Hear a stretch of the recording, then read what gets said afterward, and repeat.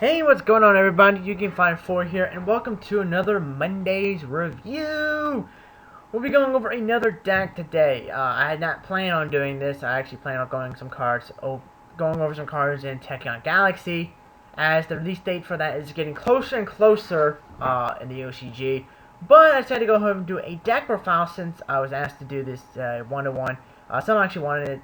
I'm sure he'll probably give his name in the comments, but I'll go ahead and give his name right now. Yu-Gi-Oh! Deathmaster wanted me to give this deck profile since I showed him the deck. He wanted to see it, but I told him that I will do one, but not on the Yu-Gi-Oh! Council. I will do one on this channel, which I don't think I've made note of the Yu-Gi-Oh! Council at any of my videos. I'm not too sure, but make a quick note of that right now. Go ahead and subscribe to the Yu-Gi-Oh! Council. I will have a link to the channel in the description below. You can also find it in my sub box on my channel. I do upload stuff on that channel. I have 2 deck profiles up on that channel right now, which is the Black Green deck profile and the TG Nimble deck profile. And I will basically upload some exclusive content on that channel that I may not, odds are probably would not upload on this channel unless there was some update to the deck that I could just put on this channel and not on that channel. So go subscribe, and also if you want to upload on the Yu-Gi-Oh! Council, just PM the channel, all that stuff, and we'll go to your channel, look things over, see your videos. If you want to upload your video, like buy you to upload videos on the channel, stuff like that. And if you want you to, we'll give you info on how to send videos to be uploaded, all that stuff, because it's not going to give out the password and anything like that to a random person, because you don't know, we don't know exactly what will go on in terms of the channel if we just gave out the password to everybody. But anyway, enough of that rambling on. So the next little review we'll be going over is Volcanics. Any really old school Yu-Gi-Oh! Player may know the Volcanic archetype. It is one of my favorite archetypes, to be frank. I really do like the archetype quite a bit. And it's a really fun archetype to play. I remember the first time I played Volcanics. It sucked ass. Oh my god. It was so bad. It was such a bad deck. I went like 0-4 at the locals that I went to. It was just that bad. Where normally I would go for, 3-1. Or if I had like a bad day, I'd go like 2-2. But I went 0-4. It was just so bad. Oh my god. But, I have kind of picked it up again just because we got new cards, we got Exceeds, and I kind of feel like Exceeds kind of open up more doorways for older decks to kind of maybe shine and kind of reveal themselves once again. But anyway, enough of the backstory of the Volcanics, my backstory of Volcanics. Let's go and get to the deck profile, and I will explain things or reasons why I'm running this or may not be running that and such. So, first off, we have Volcanic DoomFire. This is one of my favorite cards in the game. I love Volcanic DoomFire. He's a really awesome card. He really is he's a really pretty damn good card.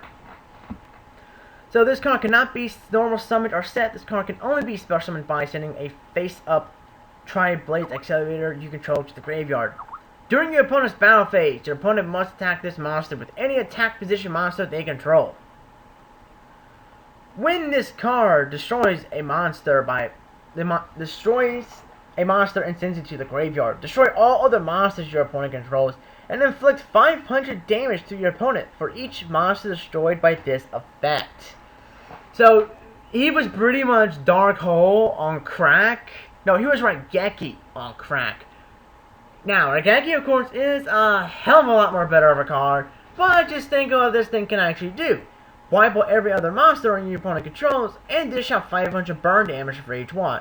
Volcanics essentially were sort of like a burn-esque deck in a way. They were kind of burn decks, but they really weren't burn decks. They weren't like chain burn or anything like that. They were kind of minuscule burn decks to kind of wear you down with some minuscule damage and then start attacking you with some other things. It's pretty much kind of what it was.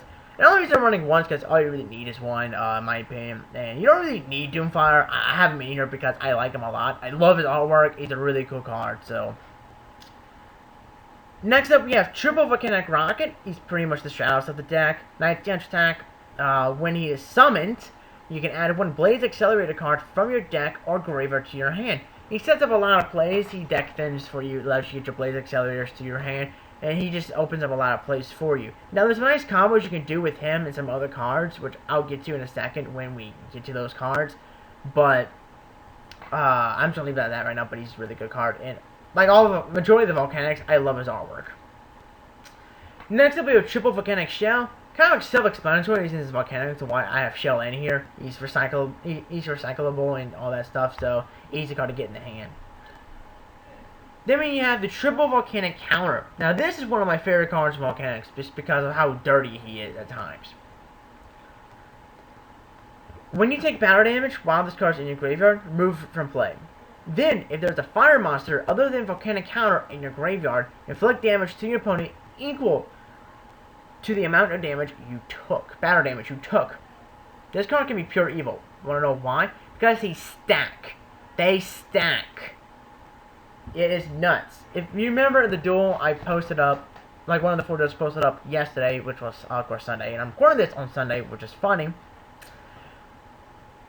You saw that somebody had a Dark of Dragon, and then they stacked. Since the counter stacked, he took 2,800 points of damage, bringing his total up to 5,600 damage, pretty much winning me the game. This is how deadly Volcanic Counter can actually be in terms of just how good it is.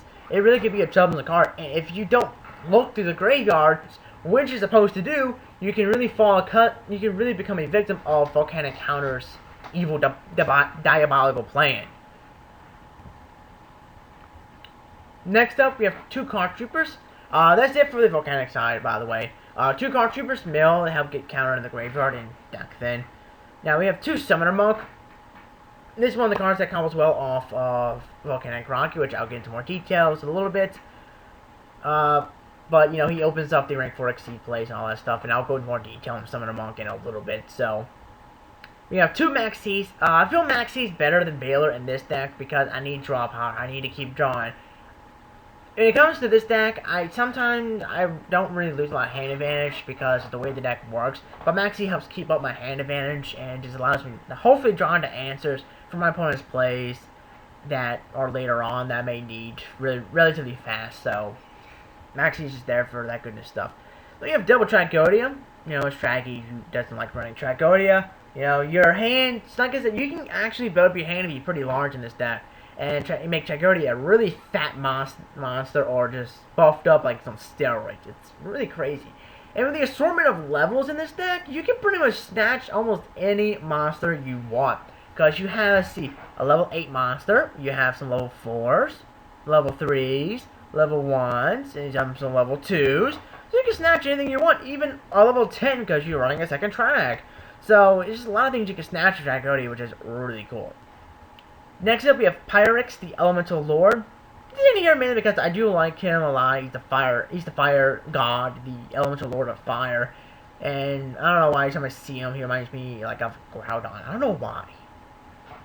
I always call him Groudon. I don't know why, but like all the Elemental Lords, you know, it cannot be normal summoned or set. Must be special summoned from your hand by having exactly 5 fire monsters in your graveyard. It cannot be special summoned by other ways. Also, when you special summon, you can target one monster your opponent controls and destroy it. And if you do, both players take damage equal to half of that monster's original attack. And of course, if he leaves the field, you skip your next standby phase. You skip your next battle phase. Your next turn's battle phase. So Pyrex kind of got nerfed from his original effect, well, the mistranslation stuff like that, but also became a very more helpful card because the original effect, which I believe probably was mistranslation, was you target one card on the field that was mandatory and destroy it, and both players took damage equal to that monster's attack. So it was officially a ring of destruction, but also prohibited Pyrex because if you summoned him alone, you would get pumped. Both players take 2,800 points of damage, and you will skip your next turn's battle phase. Kind of crappy, wouldn't you say? But what can you do? It's also a dinosaur, which is kind of weird. I kind of picture him to be a fire, like Pyro, but yeah, what can you do? Dinosaurs are cool.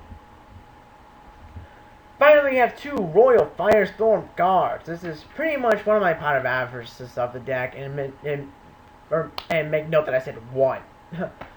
Royal Firestorm Guards is a really good card. It's getting reprinted in the Final King structure deck, which I don't know how Mr. Pro Winston has got his hands on it, because it's not supposed to pay out until like the 6th or 8th of February. Must have built a time machine and went to the future and got it, or got it on the black market or something like that. You never know. There could be a Yu-Gi-Oh! Black market. You don't know that. But anyway, the World of Final Storm cards, when it's normal summons, you select 4 Pyro-type monsters in your graveyard, return those cards to the deck, then draw your card. And of course you shuffle.